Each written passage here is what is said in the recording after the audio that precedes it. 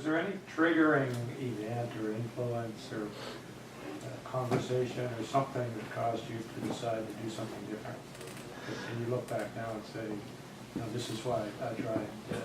Well, it was. I mean, there was a moment. You know, I told you I was planning to write this kind of social realist novel about China, and you know, but not satisfied. And then around that same time, I was taking the train from New York to D.C. And on that train ride, if you've ever been on that train ride, you pass through Philadelphia, Wilmington, Baltimore. And that neighborhood of Baltimore, East Baltimore, that you pass through is, you know, for the last, I'm 48 years old, and since I was 18 years old, I've been on that ride, you know, intermittently, and it's always been this, you know, really broken neighborhood, sometimes abandoned, sometimes burnt out, sometimes fixed up. In this iteration, when I saw it that day, it was like clean but abandoned, boarded up, so that it was clear that no one was meant to live there ever, and that probably it's going to just be knocked down. And I thought to myself, I had the idle thought, not related to writing anything about it, I just thought, gee, you know, and obviously the reasons why that neighborhood and these other neighborhoods exist are really deep, you know, causes from, you know, redlining and racism and all this kinds of stuff, you know, urban planning that's gone awry, all these things that are intractable. But so I wasn't trying to deal with that. I just had this idle, stupid thought, you know, why not have just, I don't know, some village from some other country just plopped here en masse and let them have these houses. You know, they probably like this house. And then, because I had been seeing, you know, I've been doing a lot of research about China and all the environmental, you know, disasters in particular towns where they mine for coal or bauxite or something, all the chemicals they use and how everything is just poisoned, right? And people just can't live there anymore. So I thought, well, you could just take one of those villages and just bring them over here and just see what happens. And I thought, gee, that's kind of an interesting idea. I mean, what would happen if you did such a thing? And then I thought, well, it couldn't happen now, but if I, you know, maybe in a couple hundred years when America is a very different place, you know, if it were a very different place where it really needed these people, you know, sort of immigrant novel in reverse, like, please come, help us, right? Which is sort of what this book is too. You know, it's sort of my immigrant novel set in the future, but it's a very different dynamic. And that dynamic was born definitely of my view of China as an American and as an American citizen, as, you know, kind of awed by China and all the things that are happening there, awed by its ascendancy, and also a little wary, right? Environmentally, politically, geopolitically, or whatever. But the flip side of that was also, I had to, and this is what I was trying to identify, and so I'm glad you asked the question, is the flip side of that is about American decline. At least as I saw it, as I've been seeing it and feeling it for the last, and you know, all the different, you know, parts of that, you know, the going into American decline, income inequality, you know, no health care, bad schooling, you know, no municipal, you know, no governmental, I don't know, all these things.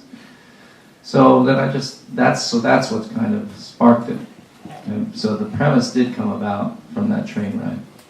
And I couldn't believe when I sat down like 2 weeks later, 3 weeks later, I started writing, and I was like, oh my God, I can't believe I'm actually doing this. And I swore I wouldn't tell anybody. Because I was like, geez, So we're the first to hear this? No, I've told this story before, but I just thought that if you know, my colleagues or, you know, my writer friends heard I was in there, what the fuck, Jim, what are you doing? I'd be gone totally fucking crazy. Next deep party. Well, you know, again, I focus on Baltimore, but it's not anything about Baltimore per se. It's Detroit. It's parts of St. Louis and Philadelphia. And you go to any American Rust Belt city, and there's there's a section of that, usually near transportation, where it's less desirable to live. And that's the case. I have another question. Going back to the we, I'm sorry to hammer that, but of course, the use of we is one of the great rhetorical tricks of church leaders, political leaders, industrialists when they speak. And I'm always very suspicious of it. Because You should be. my automatic response is, I'm not part of your we. Right, yeah. But that's what I said. It's like, it's so Right. presumptuous. So I wondered Right. to what degree you were using this we in a subversive way in terms of its common public uses. Yeah. I think at the start I wasn't conscious of this, because you're absolutely right. That's what persuaders want to do, right? And that's their modality. But as I started writing it and listening to it, I began to understand a little bit of that power, and I liked it.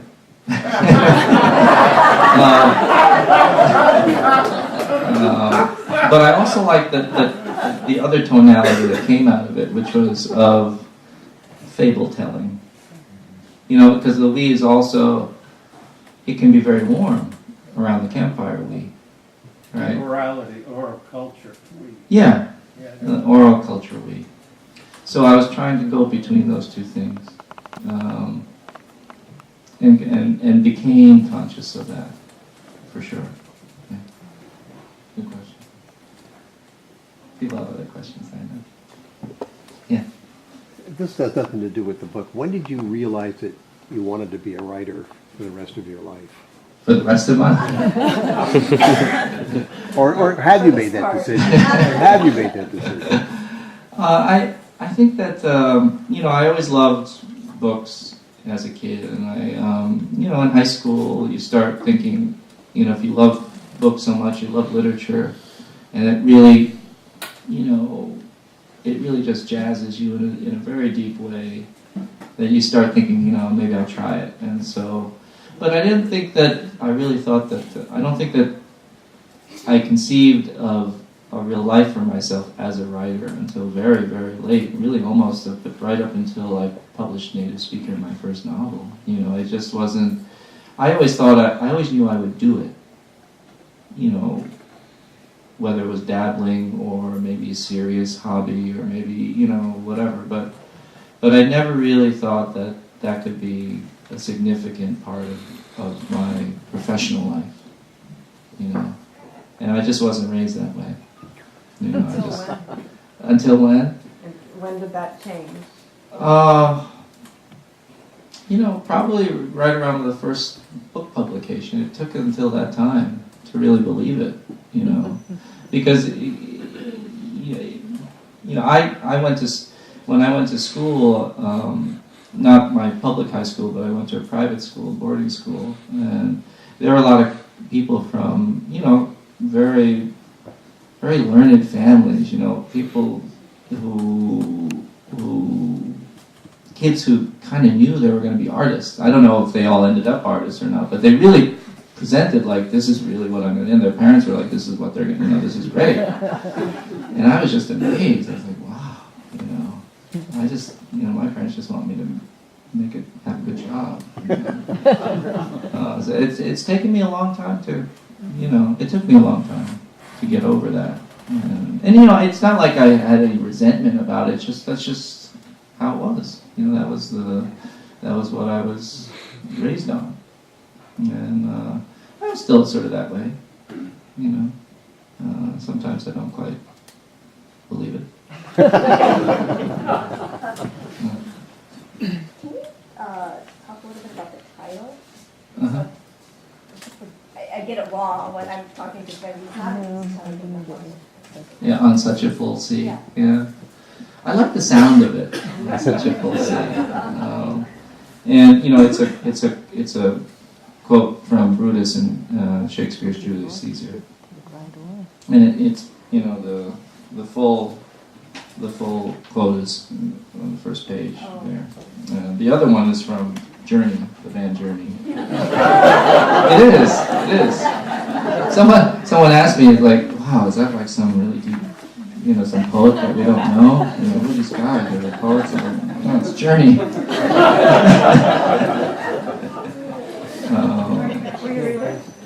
What? Oh, read the Shakespeare or the Journey?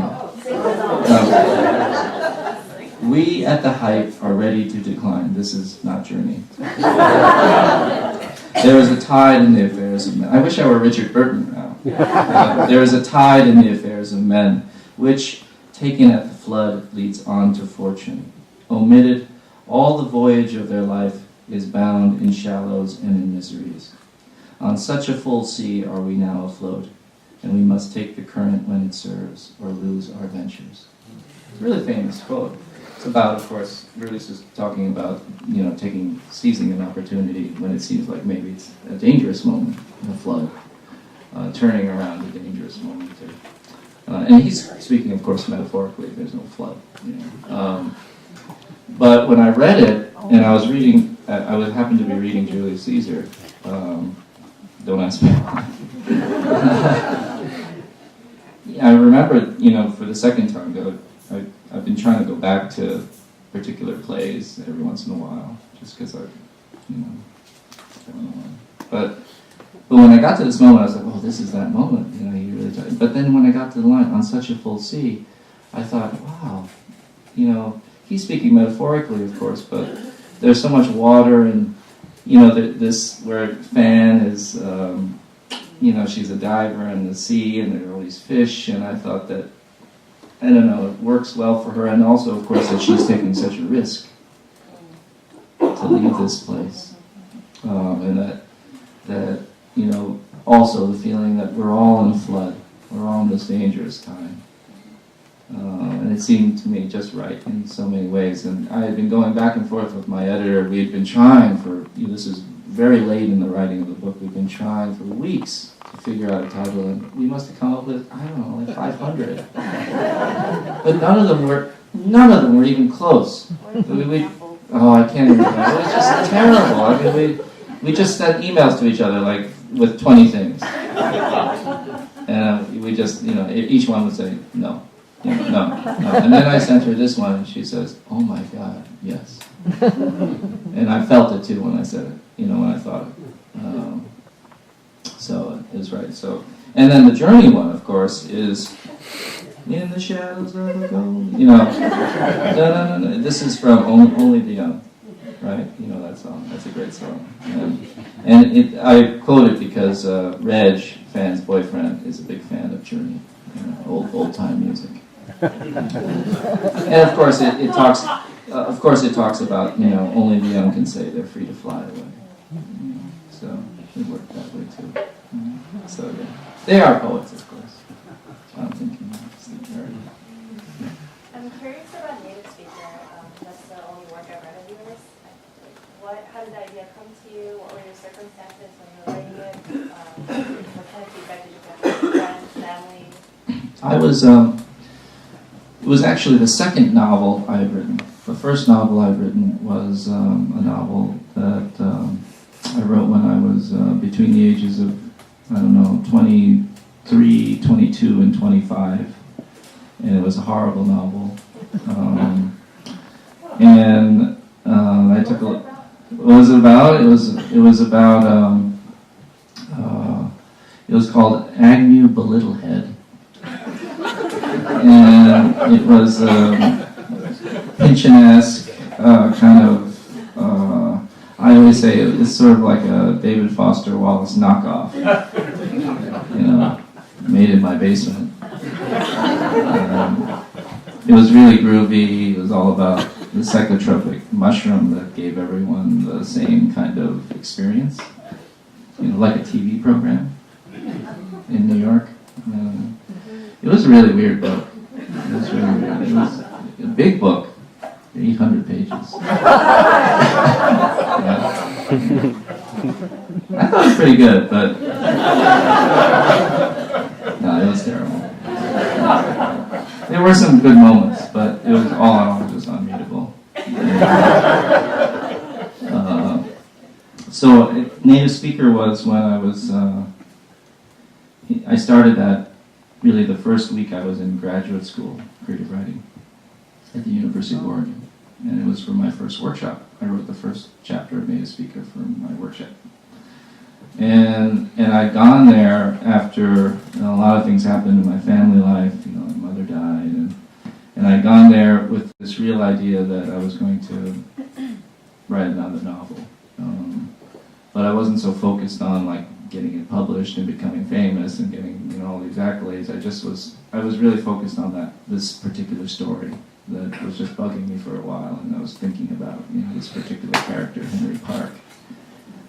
Who wasn't me, but had a lot of my concerns, obviously. And so those were the circumstances. I just kind of wrote it chapter by chapter when my turn was up for workshop. And after about 3 or 4 workshops, I stopped workshopping it because as some of you may know, it's kind of hard to workshop novels in that way.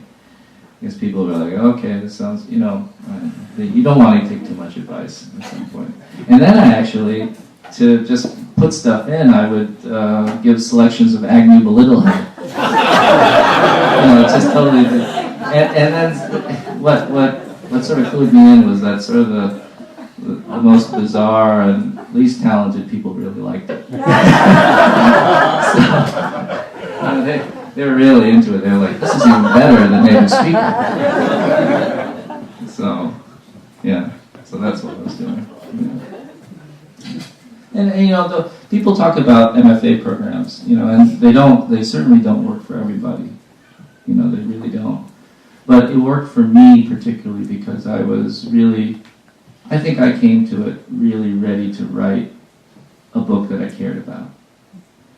I didn't go to an MFA program to learn so much. That wasn't, I think for me, I really needed to, I kind of taught myself some things writing an 800-page book. And it's not that I didn't get any guidance, I did, but I think I was ready to write a book that I cared about. Not that it was necessarily going to be good, but something I really cared about. Rather than going kind of having an academic sort of attitude, like, well, this is sort of graduate school and let's see what happens kind of thing. And that's usually my advice to people, about doing like graduate study, is to kind of go there when you're maybe really ready to do something. When you applied to an MFA program, what did you need to submit? I submitted Agnew Belittlehead. I did. It got me a very small fellowship. It did. My fellowship was literally, I think, $6,000 for the year. It was tough. Even in Eugene. Yeah. Just wanted to say that they have the pleasure of every time there's some kind of insane political scandal in the New York tri-state area, I get to remember how much I liked that book, and now it's one of those times. Now it's one of those I'd like times. to imagine there's some, Henry Park turning the off in it somehow. Thanks again, I guess. Yeah. I don't think that scandal is done, right? I mean, no way. You just see it. You just see the way he responds to certain questions. He's lying. Yeah. You don't need a polygraph. You just see it in his face.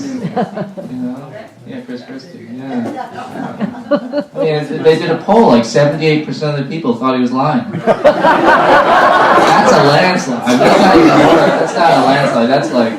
It must be true. Including the majority of Republicans. And including majority of Republicans. Well, they don't really like him. But of course, if it had been 50 years ago, they'd have just shot the mayor of... Yeah, right. And they would drag him. Yeah. And they caused a lot of people. I remember being in that traffic jam, I live in Jersey. I remember driving that weekend and thinking, what the hell is going on? Are you part of a lawsuit? Yeah, I should be. So you live in New York? I live in Princeton, New Jersey. Yeah. Maybe one last question? Well, so I'm assuming that you did not care about Agnew Belittlehead. And I'm wondering, you've spoken Well- about how it felt to write this book Yeah, and how that was a new feeling for you. yeah. And how does that compare to, I mean, I'm assuming there was then this other feeling that you had with the other books. Right. And what was the feeling with the first book?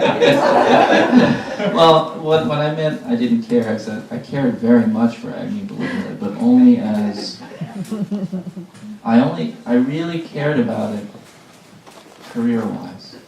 I really cared about showing how clever I was, how I could write dazzling sentences, about how I could be inventive. I cared about all these other things, about the posture and nature of a writer. I cared about being a writer rather than actually the story itself. And I think that's what I figured out. So how did you figure that out? Where did the shift come from? I think probably, what stuff that happened with my mom, and then, at the end of that project, I knew it wasn't going to work. I mean, I wouldn't have said that to anybody, I knew it wasn't going to work. Because I'm a decent reader. I didn't really want to read it that much. I would select certain, and I think you know this. You select certain passages and think this is really good, and then the rest of it is just oatmeal. I'm sorry if some of you, I don't know who likes. A lot of people like oatmeal. But so I think I cared more about, again, all those other things but when writing Native Speaker, I wasn't thinking about that. Even though I really, of course, wanted to be a published writer I was in graduate school, but I really did care about that story. And I was curious about that story. And was, committed to finding out what that story was about, rather than doing some performance for someone else. But, the strange feeling that I had writing this, I still cared about it. Yeah. And I think that's in the end, people always ask, how do you decide on what you're going to write? And I think in the end, it's if I continually think about it and I still care about it, then that tells me maybe that's enough of a feeling to write a whole novel. Because you don't want to get into the situation where you care about it for 100 pages, because that's what happens to a lot of people, professional or not. Yeah. This is rather trite, but and completely different from what you've been talking about, but I keep thinking about indoor fish farming. You can do it too. You just need to. And I was wondering, with your experience in China and the research on fish farming you did, whether the Chinese have a lot of indoor fish farms. No, I don't think they do. We have a lot of outdoor fish farms. I can see this world. Yeah, it could. I mean, we're going to need indoor fish farms because outdoors won't be good anymore. So. But anyway, on that note, thank you very much.